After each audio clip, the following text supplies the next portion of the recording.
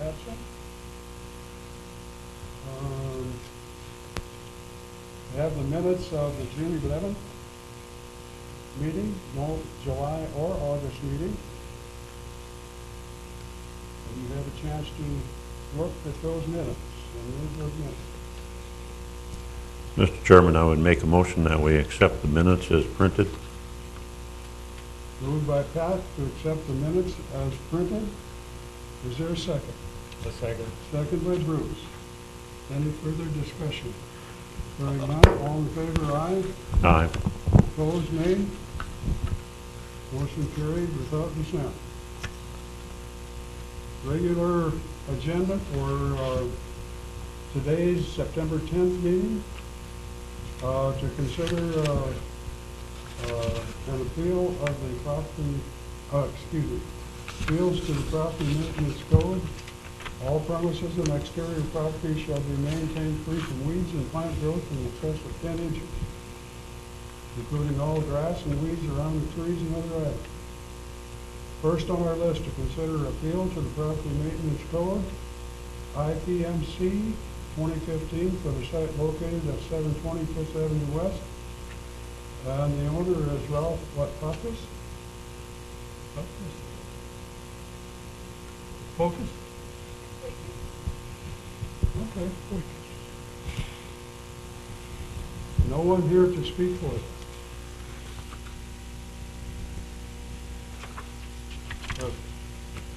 What was the main, said he didn't get his letter? Yes. All of our records show that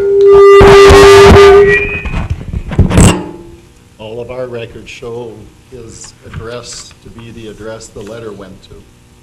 And no returns. No. No. Is this a rented house or does he live there? I believe he, according to his application, it looks like he does not live there. He shows 114B Avenue East. Okay. But in two of our systems that we have on the computer, we still show him at the 720 Fifth Avenue West, so he's never contacted. The house must still be in his name and he still owns it, but I don't know if he's gotten a hold of the county to change where he gets his mail. I don't know how he's paying his taxes and stuff. Usually if the county gets a change of address and/or assessing, that triggers our system where we get our information from. But we have one called GIS and the other one's called Pictometry, and they both show that he is still at the 720 where we mailed the letter. He came down after he got his bill, but he claims he didn't get the letter, but he received our bill, I believe, or maybe, yeah, he would have had to have. Yeah, so he received that bill at the same address that. Or he got it on his tax statement. You saw the special attached. I'm not familiar with how it triggered him to stop down. Because he must have got our bill because this all happened in 2018. So he had to have gotten, he got a notice somehow to trigger all this to start, so. I was going to authorize them to believe that it's gone on the tax. Right, it would have. But it's not there yet. Okay, okay, the taxes, okay.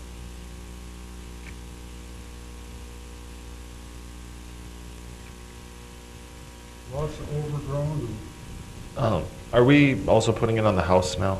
Yes. And we're taking, we made door hangers with various items, and high grass and weeds is one, and we still write them a letter like you've got in your packet.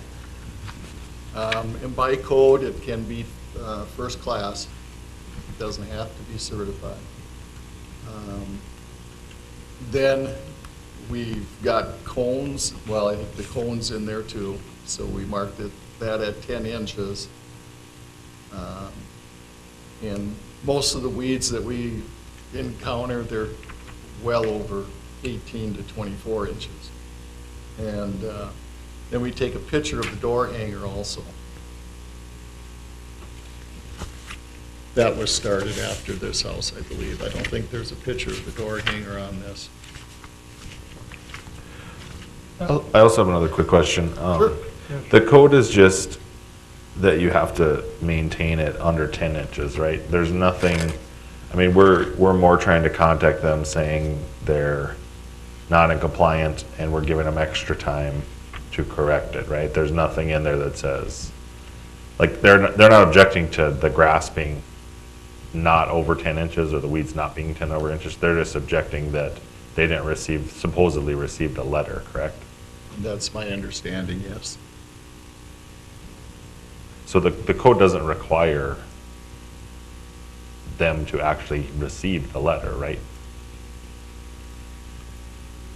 Well, the code requires us to do our due diligence in trying to contact them and let them know they're in, they're not in compliance. Mm-hmm. And we can either do a certified letter or just first class. We could even, we could even post the letter on the door. And as far as we're concerned, they've been notified. So we're doing 2 extra steps, actually. And the gentleman that we've contracted to mow, he will actually, if he is supposed to mow it, say on the 10th, he'll probably stop over there the evening of the 9th, knock on the door, and say, tell him who he is, and that he'll be by tomorrow to mow it. He even goes, we don't require him to do that. He just does that on his own. So there's like 4 things that, if they don't mow it, well, we've got to get it done. Becomes a fire hazard at this time of year, too. Mm-hmm.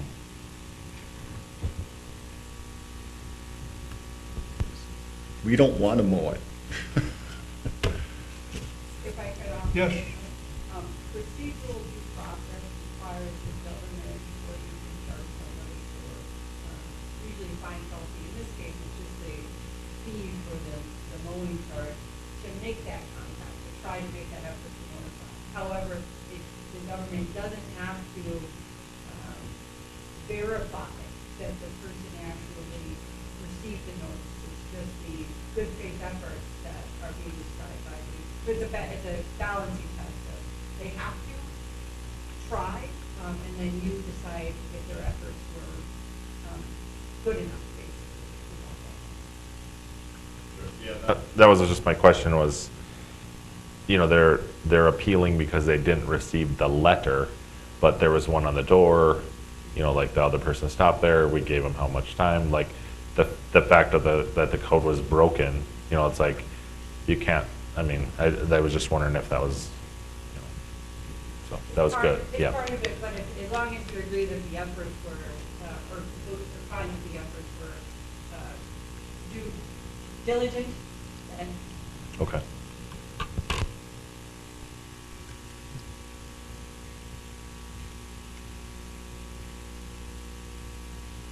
Did we cut it? Yes, How many times?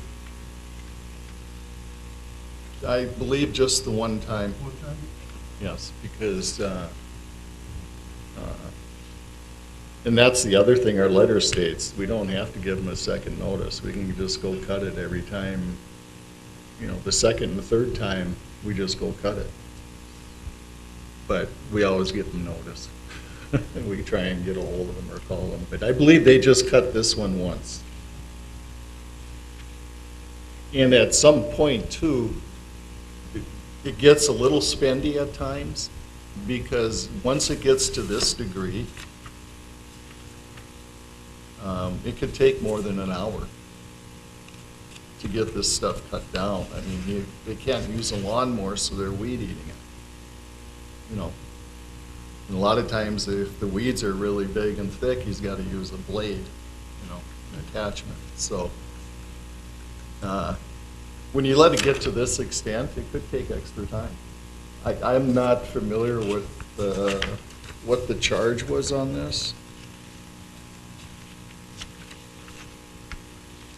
I guess it doesn't say, does it? Isn't it 500? Was he was billed 500, was he not? I think that's what it said. Well, that would be the minimum. so- That's the minimum. Right. Yeah. So that's what he was charged? Or is it 500 plus $100 an hour or whatever it is? It's actually 500 per lot and/or $500 per hour. Okay. So if it takes them 2 hours, we bill them $1,000. And I don't know, I don't have that in my packet, a dollar amount.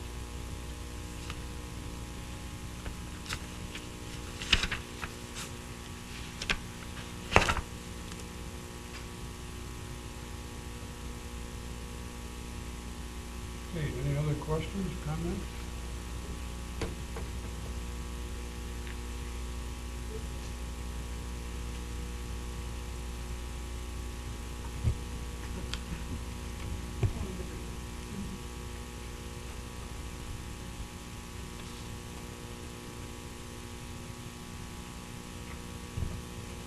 It's tough to see any lots in the city go to that. To that extent. It's kind of unbelievable. Any other comments, questions? Is there a motion? Mr. Chairman, I would move that we deny the appeal based on the information presented to us. I think the gentleman had ample time to take care of this. And secondly, he didn't bother to appear this morning. So I think I move that we deny. I'll second. Second by Bruce. Any further discussion? Hearing none. Pat? Aye. Bruce? Aye. Trevor? Aye. And I vote aye. Trevor votes aye. Okay. Anything else to come before the Board of Appeals? If not, is there a motion to adjourn? So moved. Moved by Bruce, second by Pat. We are adjourned. Thank you very much.